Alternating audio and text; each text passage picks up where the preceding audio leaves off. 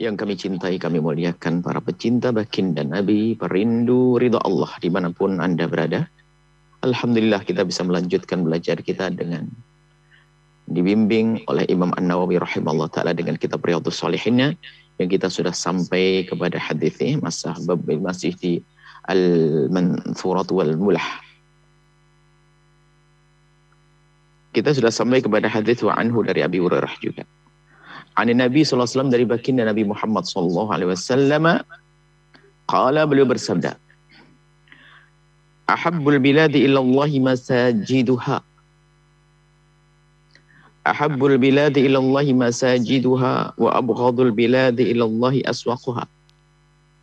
Dari riwayat biqa, yani buka, tempat. Sebaik-baik tempat di hadapan Allah, menurut Allah, dalam pandangan Allah, artinya mengundang keridhaan Allah, dicintai oleh Allah itu. Yang mengundang keridhaan Allah adalah masajiduha.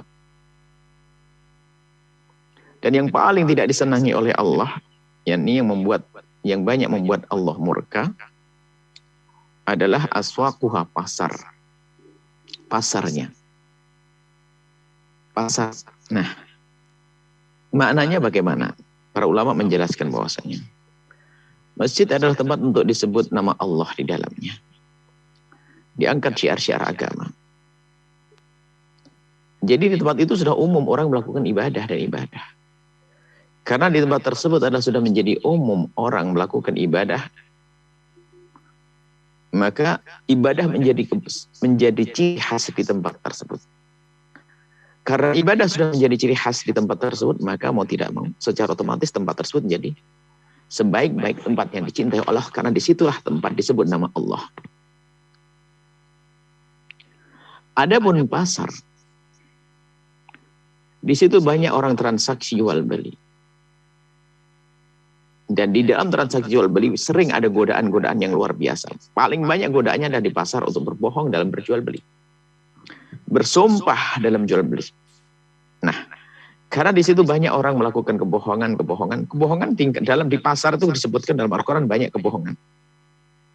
Termasuk wailul mutaffifin, adalah termasuk bagaimana timbangannya tidak jujur, takaran tidak jujur.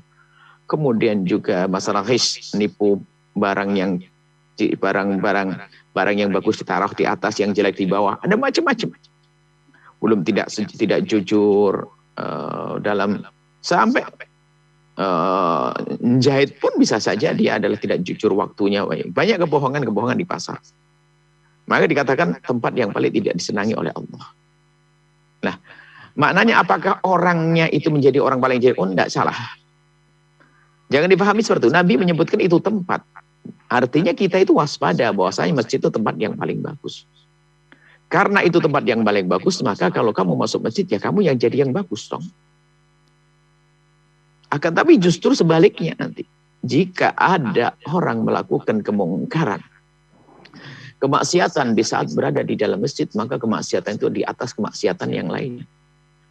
Jika ada orang nggak benar padahal dia penghuni masjid, maka kejahatannya di atas rata-rata. Ini harus difahami. Jadi bukan berarti orang yang di masjid itu lalu jelek. Oh, ini paling bagus. Oh, enggak, belum tentu.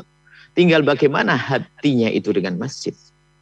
Sehingga dikatakan oleh Nabi, orang yang hatinya itu terikat dengan masjid itu adalah memang di saat dia masuk masjid adalah dengan penghormatan kepada masjid. Berhias sesuai dengan keadaan masjid. Khudhu zinatakum inda kulli masjidin. Termasuk maksud di maknanya sholat. Menggunakan sholat dengan khusyuk, menghormati masjid dan seterusnya.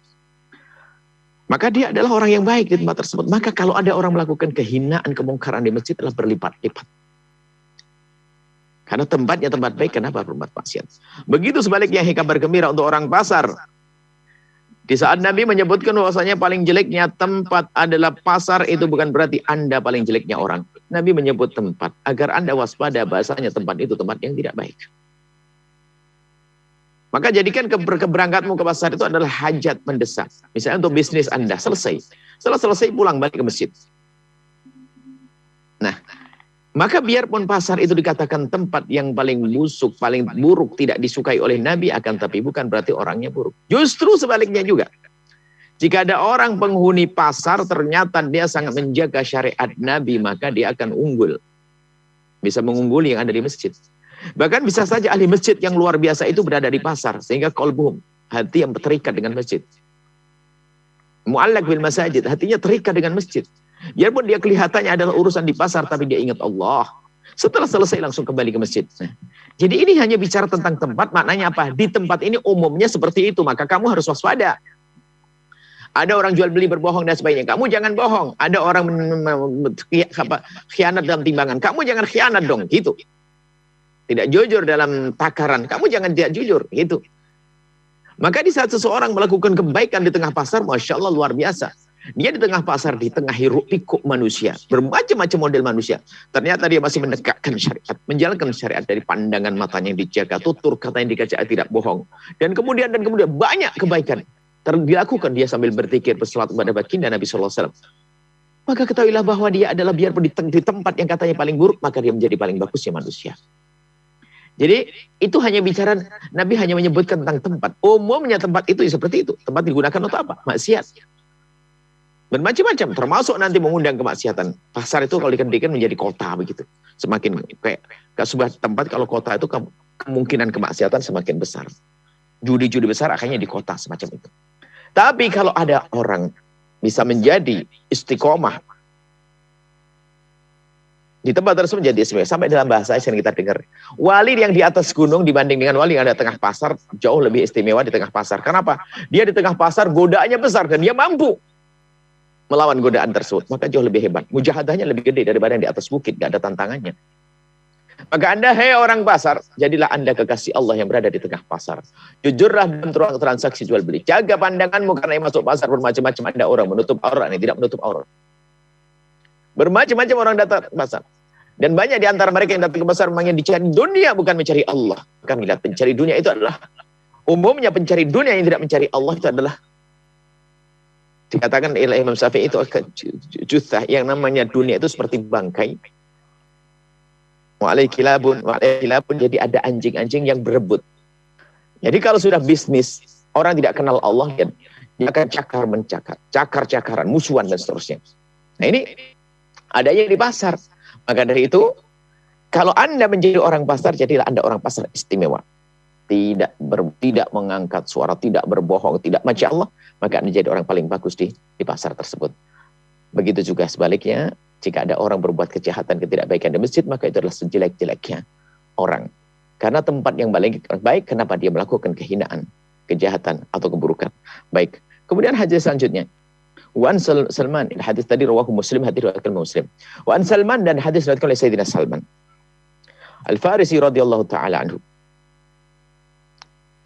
Salman min ahlil baiti, adalah pecinta baginda Nabi dan pecinta ahli bait Rasulullah, sampai digelar Nabi Salman adalah bukan dari kami, tapi seperti kami, min ahlul bait. Pecinta ahli bait digolongkan, akan dimuliakan karena mencintai ahli bait. Nah, An Salman Al-Farisi min qawlihi qala min qawli sallallahu alaihi wasallam. Jadi Sayyidina Salman diriwayatkan dari baginda Nabi sallallahu alaihi wasallam, la yakunanna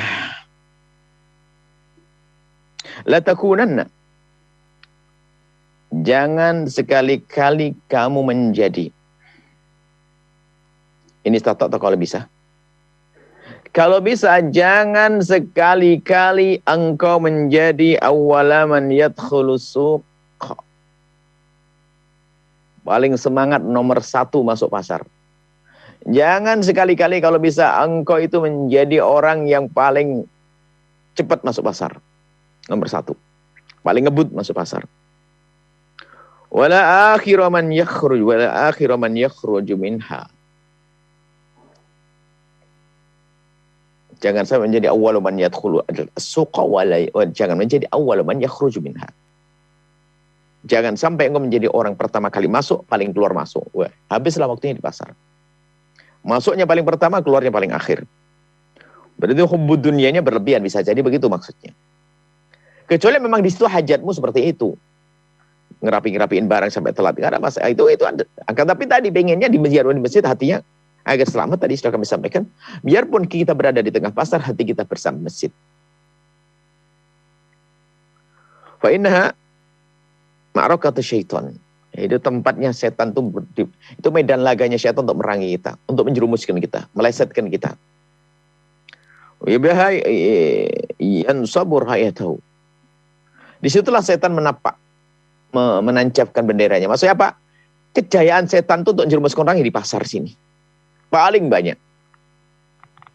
Jadi kerajaannya setan di situ. Pasar banyak kejahatan-kejahatan yang terjadi di pasar. Maka dari itu mari kita semuanya waspada. Roh Muslim. Kita waspada agar kita berbisnis ke pasar, tapi ingat, kita harus tahu waktu. Jika tidak mendesak, tidak perlu ke pasar. Dan jika memang hidup kita harus pasar, maka jadikan pasar kita seperti masjid. Kita terus dengan Allah Subhanahu wa ta'ala.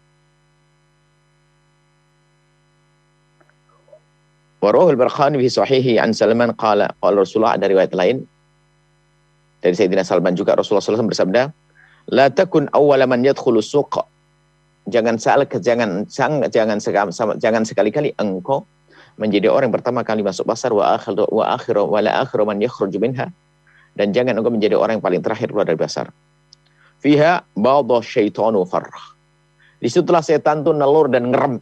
Allah, nelur dan ngerem. Maksudnya sudah tempatnya di situ. Kayak ayam tuh tempat nelur, tempat ngerem yang dia keluar nanti balik lagi ke situ. Sudah menjadi markas di situ.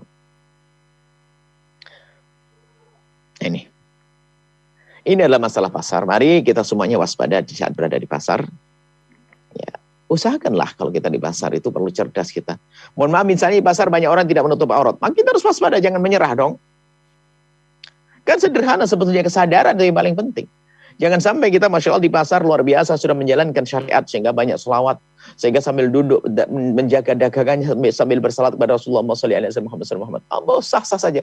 Tapi jangan sampai pandangan kita ke haram. Ada sebagian mungkin dia berselawat begitu, cuman dia tidak waspada, di hadapannya mungkin ada orang yang jualan yang serupa dengan dia, cuman dia wanita dan dia tidak menutup aurat. Mungkin sekali. Tapi orang cerdas cukup saja digeser kursinya, dihadapkan ke arah yang berbeda, sehingga pandangannya tidak melihat yang haram. Itu kan cerdas di dalam menjauhi kemaksiatan. Dan jangan berbohong. Jangan jual-jualan yang haram. Jadi bersama dengan pasar itu kemungkinan keharaman banyak sekali dilakukan oleh satu orang. Mulai dari pandangannya, mulai dari berbohong dalam jual beli, dan seterusnya. Mulai dari dusta dalam urusan barang dagangannya. Nah, seperti itu.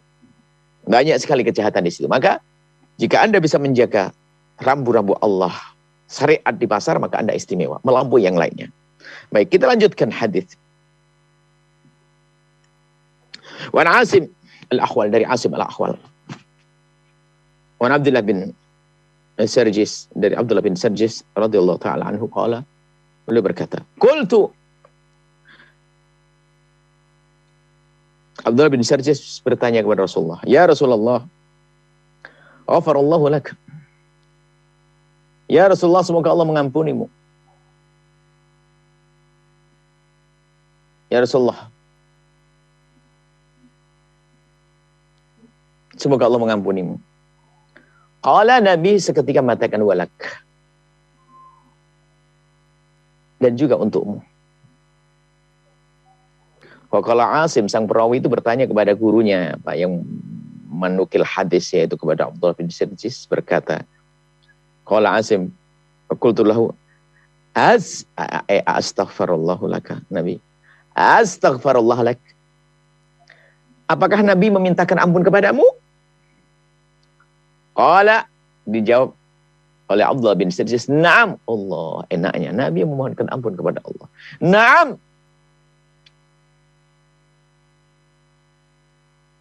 Sudah begitu, walaka aidan. Walaka. Dan kita semuanya dapat, walaka kamu. Asim mendapat juga, dan untuk kau juga, wahai Asim. Tumatala hadhil ayatah. Kemudian Sayyidina Abdullah bin Sarjis membaca ayat, wastaghfir lidzambika walil mu'minina wal mu'minat. Nabi diperintah oleh Allah untuk mohon ampun atas dosanya yang tidak ada. Akan tapi pengangkatan derajat dan menjadi bersih semakin bersih. Jadi ingat, di saat istighfar dinisbatkan kepada Nabi atau itu bukan karena Nabi melakukan dosa. Sebab orang tidak harus bersalah, bukan seorang meminta maaf itu bukan harus di saat bersalah, tidak. Bisa jadi seseorang dia tidak melakukan kesalahannya, kurang sempurna dalam melakukan kebaikan, dia bisa istighfar kok. Dia ingin membantu orang yang sangat butuh uang, 1 juta untuk pengobatan anaknya. Dia punya uang 500, ya Allah, astagfirullah, cuma 500 saja. Padahal dia sudah memberi loh ya. Lah itu kan pangkat tinggi.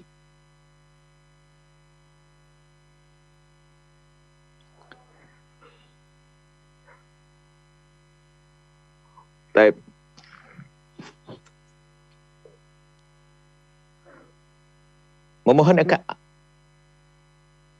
Nabi memohonkan ampun untuk kita. Disuruh oleh Allah minta ampun kepada kita. Astaghfir li dzambika, mintalah ampun wahai Muhammad atas dosamu. Nabi tidak ada dosa. Tidak ada dosa. Tapi istighfar bukan karena dosa. Sehingga martabat istighfar itu banyak. Sehingga di dalam Al-Quran itu Allah yang menyanjung orang-orang itu adalah innallaha yuhibbut tawwabin. Allah senang mencintai orang yang bukan taibin. Taib itu kan sekali tobat selesai. Tawab terus. Tobat meningkatkan tobat. Karena dosa bermacam, ada dosa gede, ada dosa kecil. Ada bukan dosa. Tapi orang bisa bertobat bukan karena dosa. Karena kurang kesempurnaan menurutnya dalam melakukan kebaikan, seperti ini pengakuan Nabi SAW. Nabi mohon ampun. Kemudian Allah merintahkan Nabi Muhammad agar memohonkan ampun untuk dirinya sendiri. Dan juga oleh mukminin, mukminat, dan semua orang beriman. Allah, alhamdulillah. Kita menjadi umat baginda Nabi SAW. Setiap saat kita didoakan oleh Rasulullah. Dimohonkan ampun oleh Rasulullah SAW. Nah, ini di saat baginda Nabi Muhammad hidup. Lalu bagaimana saat telah meninggal dunia? Kalau di saat meninggal dunia, yang paling bagus adalah kita banyak bersalat kepada Rasulullah SAW. Nah, ini ada pertanyaan biasanya. Bagaimana kalau datang ke Nabi Allah, ya Rasulullah, mohonkan ampun aku kepada Allah.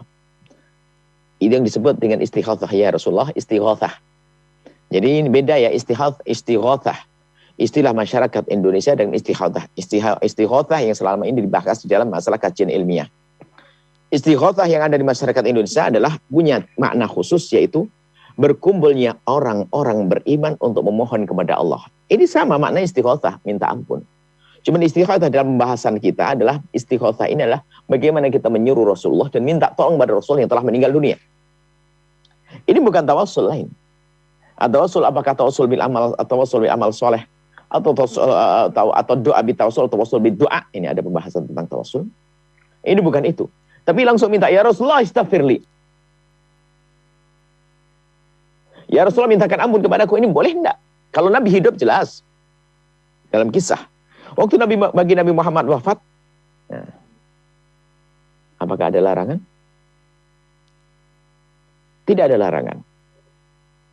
Akan tapi yang diajarkan yang pasti adalah kita berselawat. Nah, kita berselawat. Tidak ada larangan untuk itu. Akan tetapi ketahuilah bahwa bagaimana jika ada orang tiba-tiba mengatakan, ya Rasulullah istaghfirli. Ya Rasulullah mohonkan ampun kepada Allah. Ada sebagian mensyarah hadis ini, hadis Riyadhus Shalihin, dengan begitu lantangnya mengatakan, yang minta kepada Nabi agar dimohonkan ampun kepada Allah adalah kafir, syirik, dan sebagainya. Innalillah. Begitu mudahnya mengatakan orang kafir, syirik. Ada, coba lihat pensyarah hadis Riyadhus Shalihin, bukan pensyarah dulu, pensyarah mutaakhirin, yang begitu mudah mengkafirkan orang lain gara-gara minta kepada Rasulullah agar dimohonkan ampun saat Nabi Muhammad telah wafat. Lalu dikatakan kafir. Ini masalah istighatsah, menyeru Rasulullah, ya Rasulullah, akhirnya boleh tidak mengatakan begitu? Oh, syirik. Begitu mudahnya mengatakan syirik. Memang dalam hal itu memang sebaiknya dihindari. Minta kepada Allah. Kalau bertawassul dengan Nabi, membawa Nabi agung kepada Allah. Tawassul. Doa dengan tawassul. Memang tawassul biddu'a sudah nggak ada, karena mungkin lebih banyak kita hindari. Kita masih ingat ada tawassul biddu'a, tawassul biddu'a bitawassul. Ini kesalahan orang yang melakukan tawassul karena tidak memahami antara tawassul biddu'a dan doa bitawassul. Sehingga kepleset. Dia senangnya tawassulan saja, nggak punya ilmu tawassul. Sehingga ditanya tentang tawassul apa? Tawassul itu adalah ya seperti kita mau dekat presiden nggak bisa lewat istrinya. Bukan begitu. Ini kesalahan dalam memahami tawassul. Ahli tawassul, hendaknya kita paham mana tawassul supaya kita tidak salah dalam melakukan tawassul, sehingga tidak menjadi bahan hujatan orang-orang yang anti tawassul. Tawassul ada dua. Ada tawassul biddu'a dan doa bitawassul. Tawassul biddu'a adalah kita datang pada seseorang untuk didoakan. Ya akhi, ya ustaz, ya fulan, ya syekh, doakan saya. Ini tawassul biddu'a. Padahal kita bisa minta kepada Allah langsung, tapi kenapa kita minta kepada orang lain? Karena orang tersebut adalah kita anggap dia soleh, dia dicintai oleh Allah, maka doanya dikabul. Maka kita datang namanya tawassul bidu'a. Dan Nabi pun pernah mencontohkan waktu Sayyidina Umar mau haji, ya ukhayya asyrik fi du'aik. Oh kama qala. Yang doa adalah doa, di dalamnya ada tawassul. Doa bitawassul ini ada memohonnya kepada Allah, membawa sesuatu yang diagungkan oleh Allah. Membawa baginda Nabi atau membawa amal soleh. Seperti orang berada di gua, 3 orang berada di gua, lihat dia ingin keluarkan dari gua, menyebut kebaikannya, membawa kebaikannya kepada Allah. Ya Allah, aku pernah melakukan begini ya Allah, karenamu ya Allah, maka geserlah pintu gua. Batu yang menutup di gua digeser perlahan. Tawassul amal soleh. Atau membawa orang soleh, seperti dalam hadis Sayyidina Utsman ibn Hunayfi. Allahumma atawajjuh ilaika. Ini tawajjuhnya ilaika ilallah. Binabika nabi rahmati. Ini namanya tawassul. Ad-du'a'u bitawassul. Doa, tapi di dalamnya ada tawassul. Ya seperti itu. Harus kita paham, bisa menerjemahkan makna tawassul yang benar, supaya tidak orang salah. Jadi banyak di antara salahnya orang menghukumi orang tawassul, karena yang bertawassul sendiri salah mendefinisikan tawassul. Karena di saat salah ini tidak membedakan antara doa bitawassul sama tawassul bidoa, akan sesat. Nah, mereka itu yang mengkafirkan, yang mensyirikkan tawassul, karena di saat mereka tidak membedakan antara doa bitawassul sama tawassul bidoa. Nah, jangan sampai kita sama dong. Kita harus tahu ada doa bitawassul, tawassul bidoa. Ini lain istighatsah. Lain istighatsah, ini masalah ilmiah. Mau dicatat ini. Masalah istighatsah, kalau kita sebut masyarakat Indonesia biasa melakukan istighatsah, maknanya berkumpul di sebuah tempat, orang banyak memohon kepada Allah. Itu no problem, jelas gak ada masalah. Akan tapi yang dipermasalahkan adalah istighatsah. Pembahasan ulama selama ini istighatsah adalah datang ke Nabi atau menyebut nama Nabi, ya Rasulullah aghithni. Ya Rasulullah tolong aku, ini istighatsah. Minta tolong ke Rasul. Ini bermasalahkan. Jadi harus tahu dong perbedaan ini. Apa yang dibahas? Kalau masyarakat Indonesia mengadakan istighatsah, artinya apa? Berdoa, berkumpul mohon. Makna istighatsah memang memohon pertolongan kepada Allah. Ini tidak kita minta tolong kepada Nabi agar dimintakan kepada Allah. Boleh atau tidak?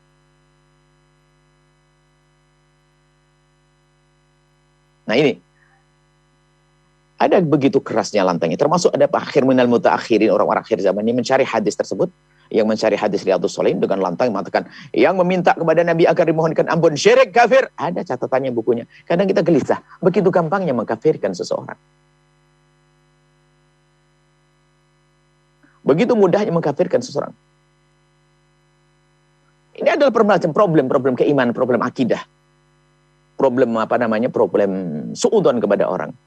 Kalau memang Anda tidak mau istighatsah, makna istilahi tadi, istighatsah yang dimaksud adalah meminta kepada Nabi agar dimintakan kepada Allah, maka istighatsah ini kalau Anda cukup, Anda tidak mau. Akan tapi jangan mengatakan yang melakukan syirik, karena Anda akan menghukumi orang-orang besar menjadi syirik, melakukan syirik.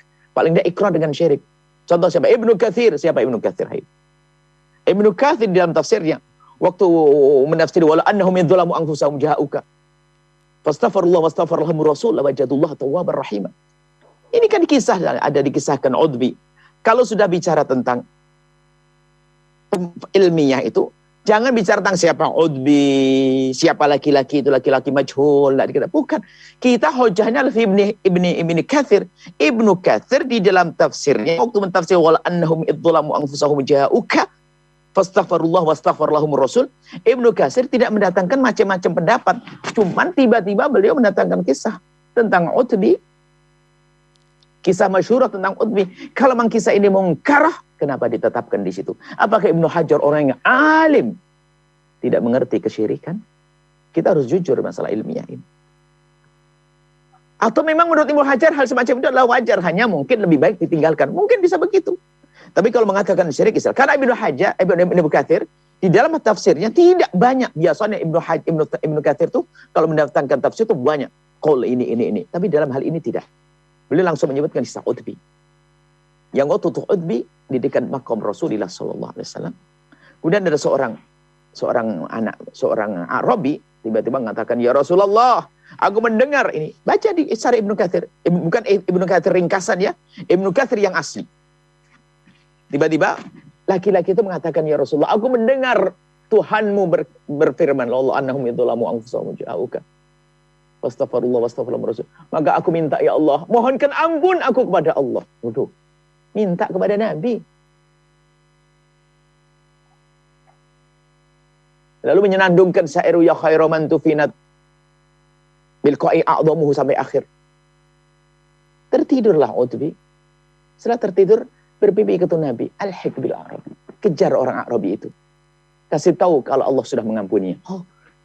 Setelah itu ditutup, Ibnu Hajar nggak pakai komentar. Ibnu Katsir nggak pakai komentar. Artinya apa? Kalau memang batil, ngapain dihadirkan di sini? Wah, ini adalah macam-macam. Wah, banyak. Nggak begitu caranya ikhwan dalam menilai orang. Anda tidak mau istighothah dengan cara ini, cukup. Anda tidak melakukan. Tapi kalau sampai mengatakan seperti minal pensyarah hadis, makanya kadang itu syarah-syarah hadis masuk di perpustakaan kita. Kadang-kadang di rumah-rumah kita. Karena terjemahnya tersebar di Indonesia. Maka langsung kafir. Allah. Minta Nabi. Ibnu Hajar, Ibnu Katsir di dalam Bidayah Nihayah, kalau tidak salah di Kejadian tahun ke-17 Hijriah. Kalau tidak salah, tahun 17 Hijriah. Bagaimana mengisahkan tentang seorang yang datang kepada Nabi sudah meninggal. Ya Rasulullah istazki li ummatika fa innahum halaku. Allah. Dengan jelas itu. Lihat di Ibnu Katsir itu. Bidayah Nihayah. Ada datang orang ke kubur Nabi dan mengatakan, ya Rasulullah, istazki li ummatika fa innahum halaku. Ya Rasulullah, mintakan hujan kepada Allah, umatmu hancur. Ini kisahnya Nabi sudah wafat. Artinya Ibnu Hajar itu mengulang-ulang kisah dan bentuknya berbeda. Dikatakan Ibnu Hajar, Ibnu Katsir, mohon maaf bukan Katsir, Ibnu Katsir. Apakah dikatakan Ibnu Katsir adalah lalai? Oh tidak. Dengan sadar menetapkan kisah itu. Karena hal yang demikian itu adalah bukan sebuah kesyirikan. Karena keyakinan kita tetap Allah yang mengabulkannya.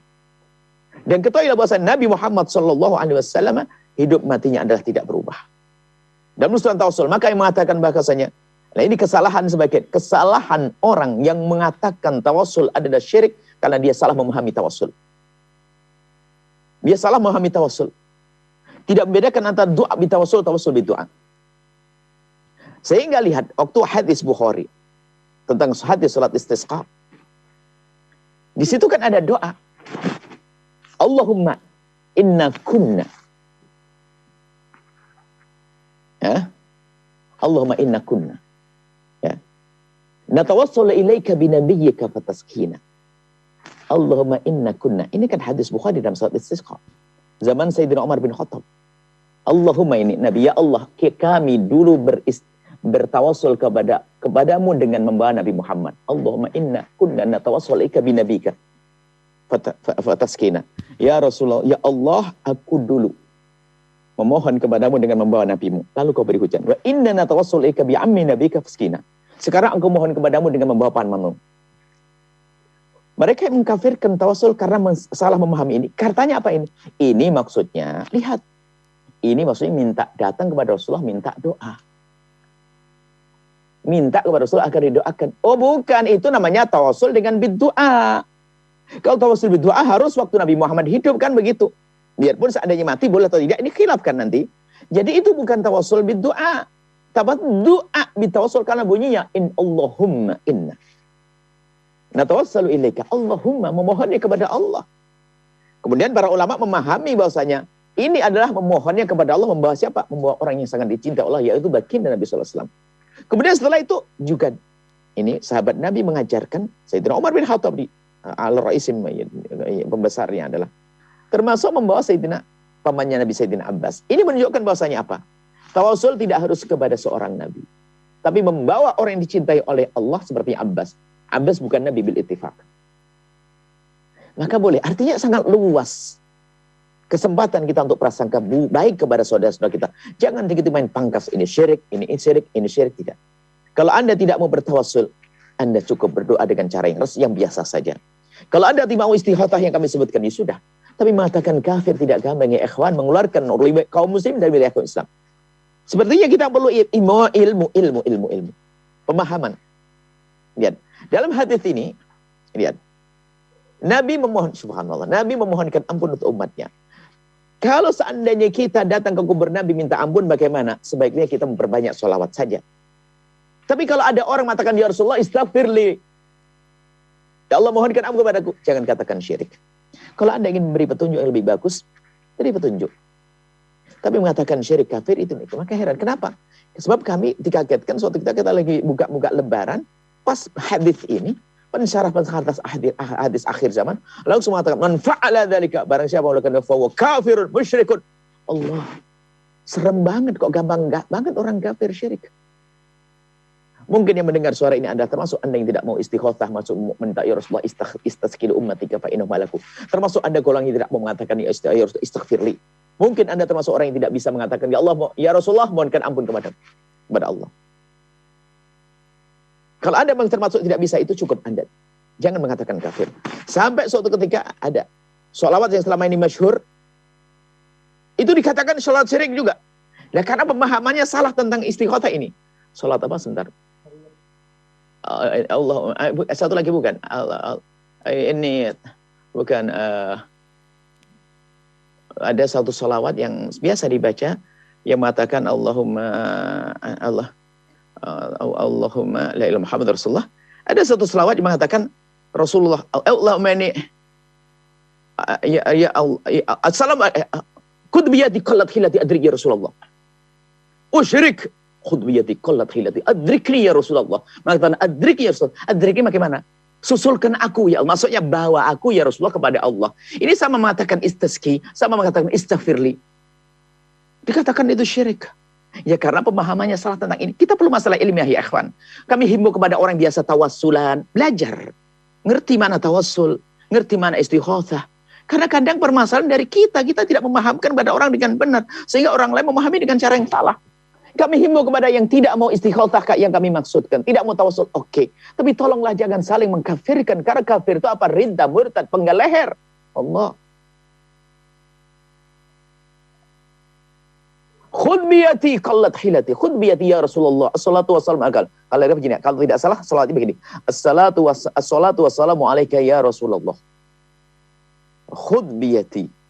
Maksudnya ambil kami, bawa kami ya Rasulullah. Qallat hilati.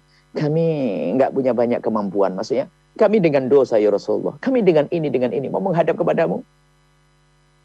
Kami banyak dosa ya. Qallat hilati ya Rasulullah. Sedikit. Aku tidak punya banyak bekal untuk menghadap kepada Tuhan Allah. Adrikni ya Rasulullah. Adrikni. Susulkan kami agar kami sampai. Adrikni ya Rasulullah. Oke, kalau Anda ingin menghindar daripada sholat semacam ini, hindar. Tapi jangan mengatakan masalah ini. Ini masalah ilmiah sengaja kami hadirkan. Kenapa? Sebab percah belah umat itu ini. Karena orang mencaci. Suatu ketika ada mencaci, kita melihat seorang orang baru belajar langsung mengkafirkan. Karena yang salah gurunya. Dan saya melihat sendiri tagnya bahwasanya man fa'ala dzalika fa kafirun musyrik. Saya tanggung jawab karena ada tagnya. Kitabnya ada di mana-mana. Syarah Riyadhus Shalihin ditulis oleh akhir zaman. Masih dihilangkan yang demikian itu. Pemahaman. Jangan mengatakan, makanya sedikit kami tegas begini. Karena apa? Kalau sudah menghukumi orang lain kafir, musyrik, orang awam akan begitu mudah, apalagi setelah itu mengerti bahasanya. Orang muslim yang kafir kepada murtad. Murtad bagaimana? Penggal leher. Akhirnya terjadi pembunuhan, kejahatan. Padahal ini masalah-masalah yang bisa diijtihadi. Apalagi tadi kami sebutkan. Adapun masalah istighothah, memohon ampun, meminta kepada Nabi untuk dimohonkan ampun. Lihat, ada kisah yang ditulis oleh Ibnu Katsir. Anda boleh tidak menerima saya, wahai Anda yang anti tawassul. Tapi bagaimana Anda dengan Ibnu Katsir? Bagaimana Anda dengan murid siapa Ibnu Katsir? Ayo. Ibnu Katsir yang diakui. Itu saja sudah cukup sampai di sini. Anda bodohkan saya. Oke. Tapi Ibnu Katsir Anda berani bodohkan? Jadi masalah ilmiah, dan juga kami himbau kepada orang yang ahli tawasul belajar. Jangan hanya senang jadi imam tawasul, imam tahlil, tapi tidak mengerti, bahaya banget. Kenapa? Yang selama ini kami amati ya begitu. Kadang-kadang ya dari kita tidak bisa mendatangkan masalah ilmiah, sehingga orang lain menanggap dari ini. Sebab orang itu akan menilai daripada apa yang kita sampaikan. Sebab al-hukum ala syai' far'un tasawwuri. Tasawwurnya dari kita salah, orang lain memahami salah. Maka para santri ngaji, serius. Ini maksud kami apa? Kami rindu damai. Sungguh kalau saya duduk dengan orang yang tidak mau tawasul, no problem. Sampai suatu ketika saya ngobrol dengan satu orang yang dia anti tawasul, ngobrol, diskusi sampai diliput waktu itu, sampai diabadikan. Sudah selesai, besoknya saya langsung mengatakan, unik sekali mengatakan bahasanya. Agar tidak mengajak kami urusan-urusan syirik begitu. Loh, Bagaimana kita ngobrol sudah lama masih mengatakan syirik? Ini kan maksudnya ada apa di hati umat Nabi Muhammad seperti itu tuh? Kita perlu ilmu. Kita ingin damai. Maksud kami, bukan kami mengajak Anda yang tidak senang tawasul, langsung tawasulan. Tidak, wa ikhwan. Kalau Anda tidak mau istiadat, tapi ayo kita jaga lisan kita. Yang sudah bertawasul, yang biasa dengan tawasul yang kami sebutkan tadi. Atau istikhothah, itu yang kami sebutkan. Yuk, kita punya ngerti ilmunya agar kita tidak mengerjakan satu tanpa ilmu. Sehingga semua dengan hujah, di sana pun juga, kalau dengan hujah ada wibawa. Tujuannya adalah bagaimana kita membuat perdamaian. Selagi masalah khilafiyah, dan alhamdulillah ini catatan-catatan kecil itu sudah kami hadirkan dalam sebuah buku, yang bagi anak-anak kami akan jadikan buku pegangan indahnya memahami perbedaan ulama. Masya Allah. Sampai di sini insya Allah kita lanjutkan pada pertemuan yang akan datang. Semoga Allah berikan pada kita pemahaman yang benar, dan semoga Allah mengampuni kita semuanya, sehingga kita menjadi orang yang mulia di dunia dan mulia di akhirat. Masya Allah. Jazakumullah asal jazak. Setelah Anda menyaksikan video ini, jangan lupa berselawat kepada baginda Nabi Muhammad sallallahu alaihi wa alihi wa sahbihi wasallam.